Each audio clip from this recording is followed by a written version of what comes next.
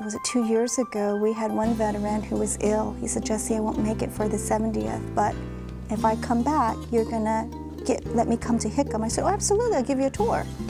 Well, his wife calls me after Christmas, and she says, you can pick Fred up at United Cargo. And I was like, United Cargo? It was his casket.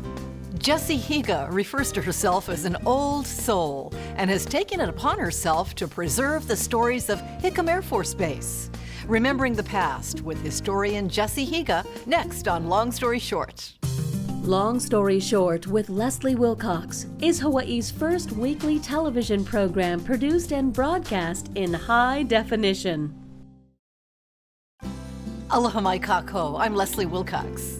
Jessie Higa is a military wife and mostly a volunteer historian for Hickam Air Force Base. She leads historical tours of Hickam, chronicling its role in the 1941 December 7th attack while highlighting some of the pre-war history and Hawaiian cultural sites of the area. Jessie Higa grew up around the world in mainland communities like San Antonio, Texas and Maryland, and faraway places like Yokota Air Base in Japan and Tehran in the country of Iran. She said that as a military child, it was hard to claim one geographical location as home.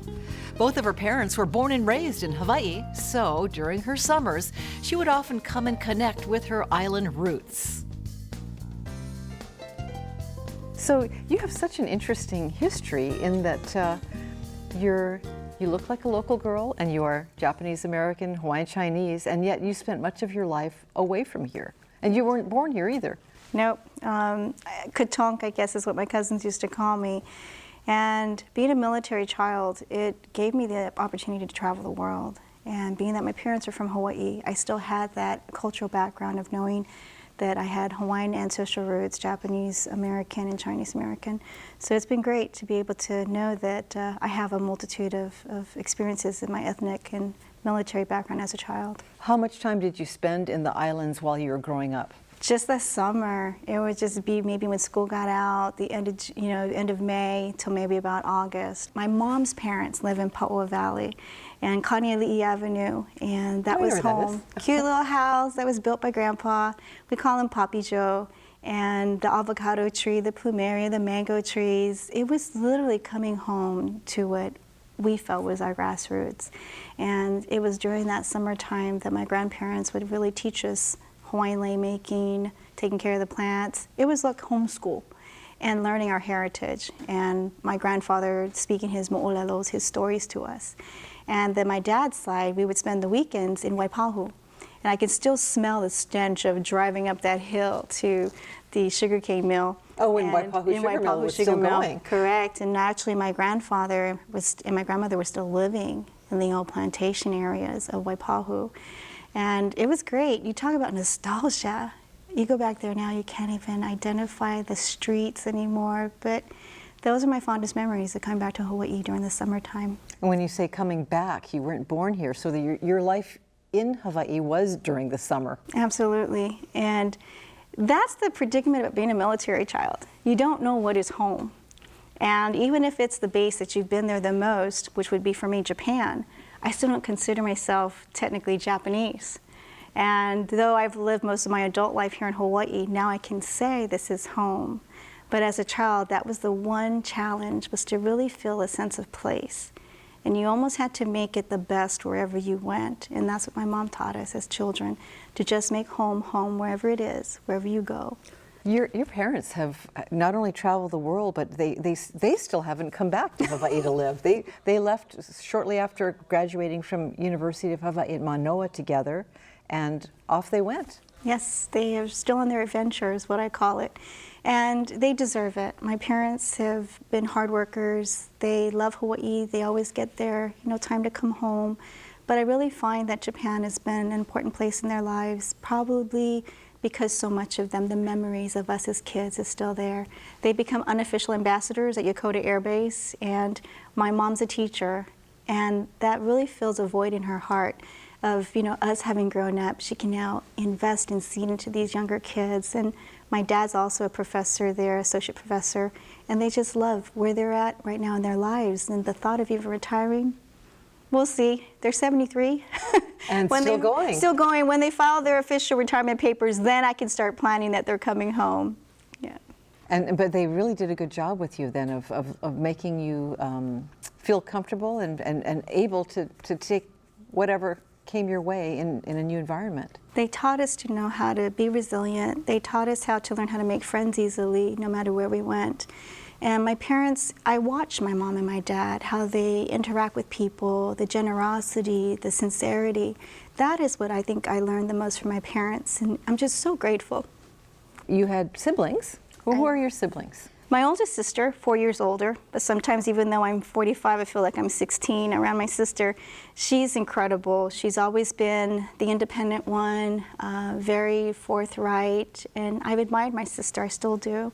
My brother Richard, not too many people know this on Hickam, but I had a younger brother who's a year and a day from me. My birthday's May 19th, his is May 20th. And my mom brought us back to Hawaii because my father was serving in Vietnam, so he was born here at Tripler. And we were so close in age. You know, we grew up together, there for one another. We had our sibling rivalries like most siblings do. But there came a point about 2 years before his death that we really matured. And we were done with the fighting, the pettiness. And he just grew up to be a great young man. And it was cut short, but I have no regrets. I tell people to have 16 years with him is better than nothing. I'm sorry. And he drowned. Yeah, there was a drowning incident, and it was one of the first deaths on our base. But the community just came together. They were there to uplift us and to support us. And I think that's why in many ways there are these very strong ties to Yokota, because that's what I remember. And it's an honor that he's buried at Punch Bowl. In 1991, Jessie Higa was hired as a Park Service Ranger for the Pearl Harbor December 7th 50th anniversary remembrance. She re-entered military life when she married Irving Higa, a local boy and Air Force officer. They were stationed at Nellis Air Force Base in Las Vegas, Andrews Air Force Base in Maryland, and then in 2003, the family was transferred to Hickam Air Force Base. Now back in Hawaii, she, along with other military wives, began to research the history of the base. In 2009, Paul Casey, the former president and CEO of Hawaiian Airlines and current CEO of Island Air, requested a Hickam base tour for his father, a World War II Australian Air Force veteran. Jessie Higa volunteered to lead the tour. In doing so, she gained a mentor. And you're still in military life, and that's because you married an officer. Yes, now here I am in my mom's footsteps. I tease my husband that unlike my sister who followed my dad's footsteps to be an Air Force officer at UH-ROTC, I found the other way to get an ID card, and that was to marry into the military. You wanted to get into the PS, didn't you? It turned out that way, interesting enough, and my husband says, okay, we're married, what do you want to do tomorrow? It's our day after our honeymoon. Let's go to Hickam and get my ID card. And it was so wonderful to have that little card back to go into the commissary, the BX, because I was so accustomed to that. So you've talked about your parents being really important influences in your life. What other formative influences have you had? There's been so many recently, but in regards to what I've been able to do now at Hickam in restoring and preserving the history is Mr. Paul Casey. He found me at a time when I was most vulnerable, not knowing the direction I was going with being a volunteer historian for the base. And his father was with the Royal Australian Air Force, and he and their friends were coming from Australia to visit Hawaii. And Mr. Casey says, hey, anyone on Hickam could, help out and give my dad a tour. And our veterans that I know of, my friends, were very good friends with the Royal Australian Air Force. So of course I wanted to meet him, and I've heard about Mr. Casey, his background with Hawaiian Airlines and Hawaii Visitors Bureau, and I thought, what a great opportunity to meet people. So I did the tour, and through that came an incredible friendship and trust. I needed mentorship, and that's what Mr. Casey provided me. Belief in myself, belief in my passion, and to just be able to know where I was going with my goals, and if I had to redirect, how to do that. You're awfully young to be so immersed in history. What is it about you think that calls to you? You're so nice to say I'm young, but I am. It's the age, and I think it fools people how young I am. It's because of my heritage. My grandfather told us the stories. I grew up learning the history in college as an intern at Hickam.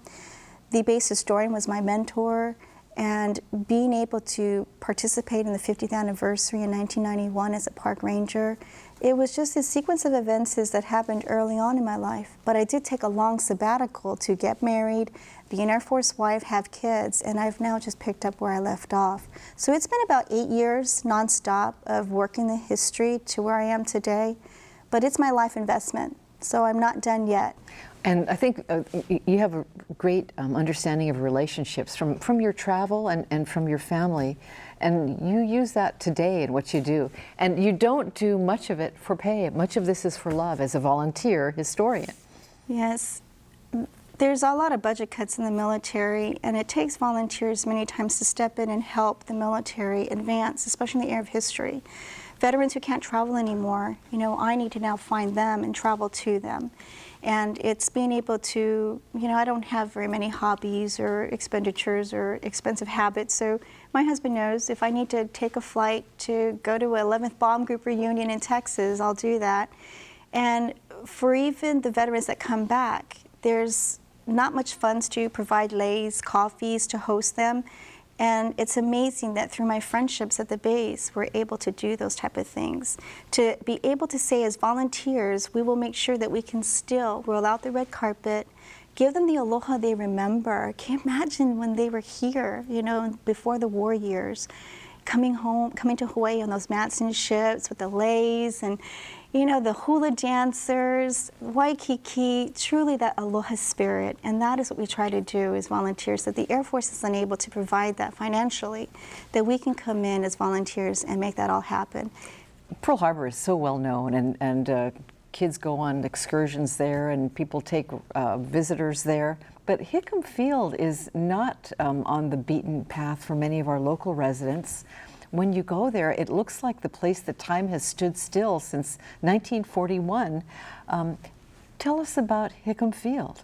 Indeed, Hickam Field is, when you get to the base and you come through the main gate, you're welcomed by these two beautiful concrete portals that say Hickam Field in replicas of the original Art Deco letters. Beautiful amber lantern. You really do, when you enter the base, you feel that you're going back in time. When you find the building, the barracks building where those 3,200 airmen lived is still battle scarred. And children who are visitors that come run their hands across it. It really is amazing that you can connect with the time of the past, a day that will live in infamy. At Hickam, there's a main street in front of the barracks building called Vickers Avenue. There's a door that leads out from what was the kitchen. And on the sidewalk is a manhole cover. The story is that a young lieutenant, very brave, skinny, tall, red hair, just managed to muster that steel cover lid off, and as these scared boys were running out of the kitchen, he started to trip each one of them into this manhole. It was when the 12th young man ended up on the top of the pile that the barracks building was hit. The kitchen got a direct hit, disintegrating the lieutenant. We still don't know who he was, but one of the veterans who was in that manhole, whose life was saved, came back, and he told that story, and it was just so poignant because we drive up and down that street, never realizing how important things like a manhole could be. The door to the kitchen that today is the communication squadron. That is why at Hickam, unless we keep these stories alive, it'll just be another little hole in the sidewalk. And meanwhile, there were pilots scrambling to get up in the air, did they? That happened more at Wheeler, and where there was also a group of P-40s that would Haleiwa Field. Those are the ones that got airborne. For us, we had the big bombers, the B-18s and the B-17s. We were able to get 3 airborne, but that was after the attack. And for us, it was just dispersing to pull apart engines. There was so many fires that were just domino effect down the runway. Because of anti-sabotage measures, they were all parked so close together. So most of our men were being strafed and killed in the chaos of trying to separate all the aircraft and salvage what they could, and also respond to the many wounded. But what isn't told a lot, besides just the men that lived in the barracks trying to stay alive, get to their aircraft, help with the wounded, The untold story is what happened in our housing area. The women and children that were commandeering their cars out the base to get to safety, hiding out in the houses, listening to anti-artillery shells pinging off the roofs. What happened when some of these Navy shells ended up in the neighborhood. Luckily, one hit a house, but the child was in the dining room having breakfast instead of her bedroom. So there was a lot of bedlam, a lot of situations where families could have been killed. And that's the story that's not told. And I have a friend of mine, Barb Coughlin, we are trying to tell those stories. That is not just the actual veteran that's a Pearl Harbor Hickam Field survivor, but so are the women and the children. Another thing that outsiders know, because we really don't know a lot about Hickam, I think we need to be educated, is the former water tower, now Freedom Tower, which gets decorated every Christmas, just festooned with lights. Absolutely. It's the iconic structure of the base, and especially at Christmas time, it is the tallest Christmas tree on all of Oahu. It sits right in front of the Hickam Elementary School where my children have gone to school, and it's just a beautiful structure which my grandfather helped build back in 1938. And it's grand, and it really gives you a perspective of how important architecturally this space was going to be for Hawaii. Architects and designers that had their hands in it, that truly wanted to make their mark in making sure that Hickam was by far the greatest endeavor in the 1940s to build an Army aerodrome. Jessie Higa's family connections to the World War II experience and to Hickam Air Force Base can be traced back to both sides of her family. In one instance, her family suffered a tragedy directly linked to events at Hickam during the December 7th attack. Yeah, my grandfather had a brother, and he was walking down 4th Street Mall with his child in his arms. In downtown Honolulu? Downtown Honolulu, 4th Street, and a Navy shell came over. It was friendly fire, and the shrapnel went through him and the child. So my grandfather had a very difficult time when I became a historian during the 50th anniversary of the attack, and he says, oh, the Japanese killed my brother, killed my niece. And it was so challenging to have to sit him down and explain to him it wasn't the Japanese. But had they not come, it wouldn't have happened. Just looking at all the war connections you have, other family members in the war? Yes, my dad's maternal uncles, both of them served in the 442nd 100 Battalion. And for both of them, Purple Heart, and my uncle Irving Matsumoto actually was a Silver Star recipient. And it's ironic that for our family, because we're Japanese American, they had jobs on Hickam, but they weren't welcome back because of their ancestral roots. So what they ended up doing was enlisting to prove their loyalty, and also they felt American, they really were. And thankfully for us, both of them were wounded, so they had Purple Hearts, and my Uncle Irving actually had a bullet that went underneath the helmet, grazed his ear, came out the top. And my great aunt still kept that helmet.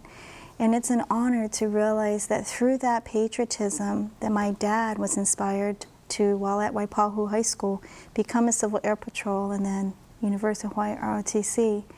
And my great uncles, to know that they had that immense patriotism to want to say, we too will serve. The area surrounding Hickam Air Force Base has a rich Hawaiian history that predates the founding of the base in 1935.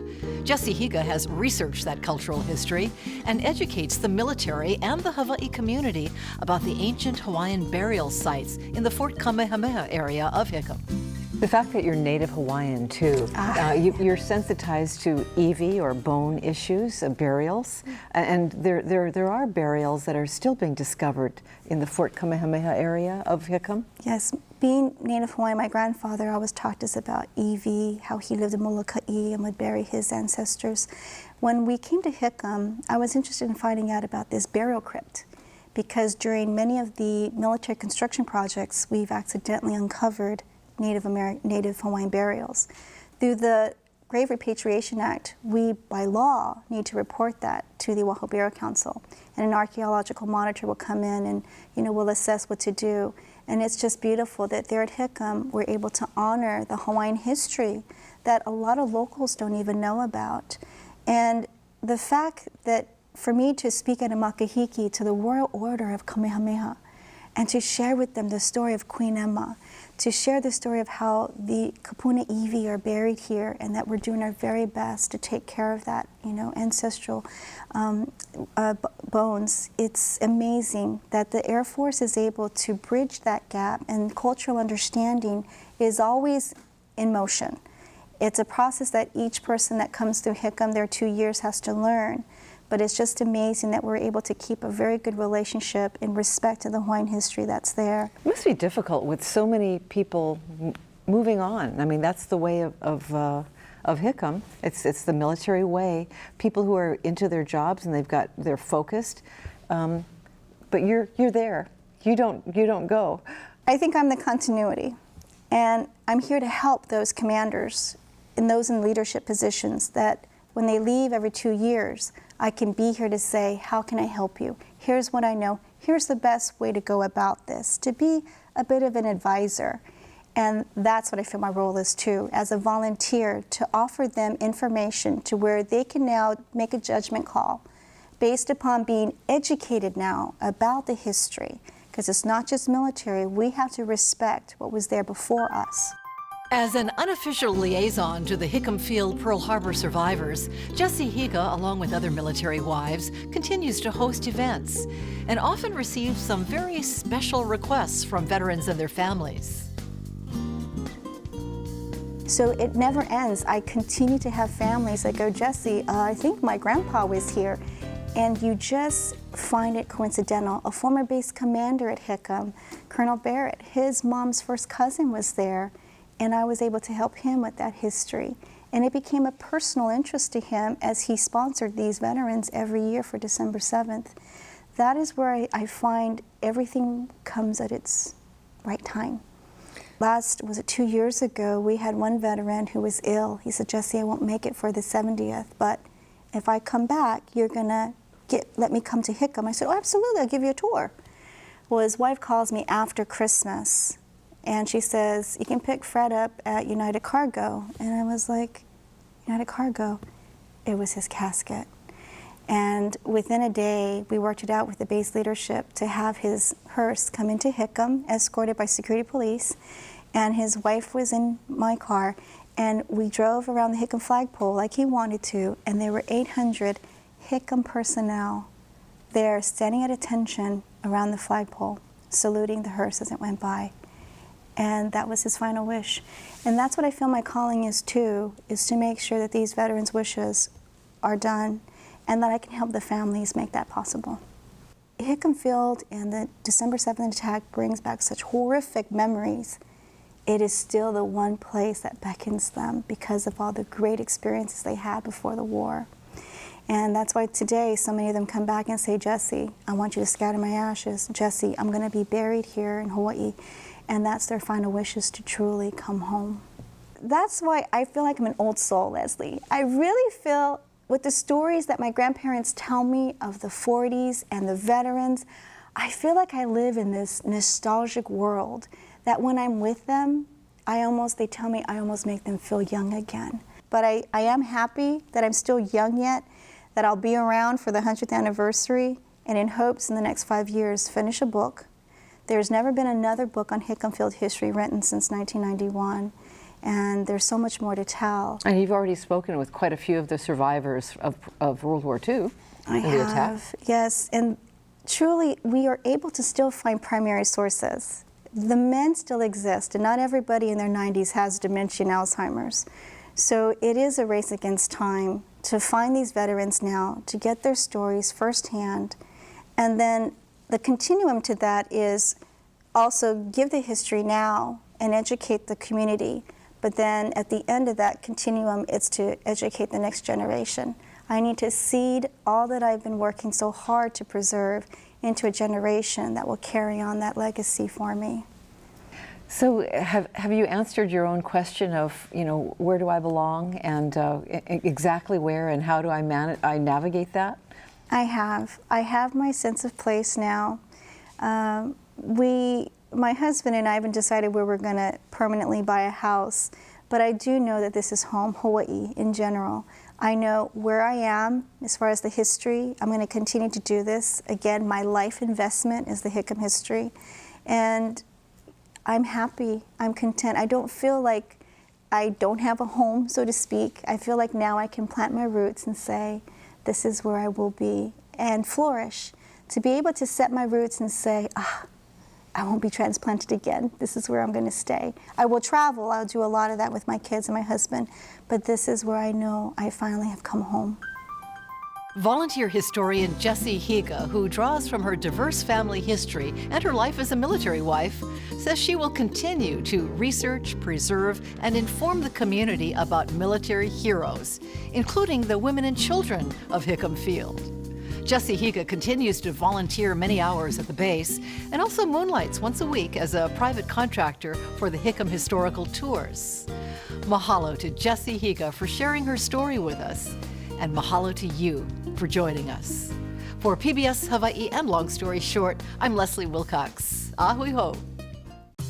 For audio and written transcripts of this program and all episodes of Long Story Short with Leslie Wilcox, visit pbshawaii.org. But what isn't told a lot, besides just the men that lived in the barracks trying to stay alive, get to their aircraft, help with the wounded, the untold story is what happened in our housing area. The women and children that were commandeering their cars out the base to get to safety, hiding out in the houses, listening to anti-artillery shells pinging off the roofs. What happened when some of these Navy shells ended up in the neighborhood. Luckily, one hit a house, but the child was in the dining room having breakfast instead of her bedroom.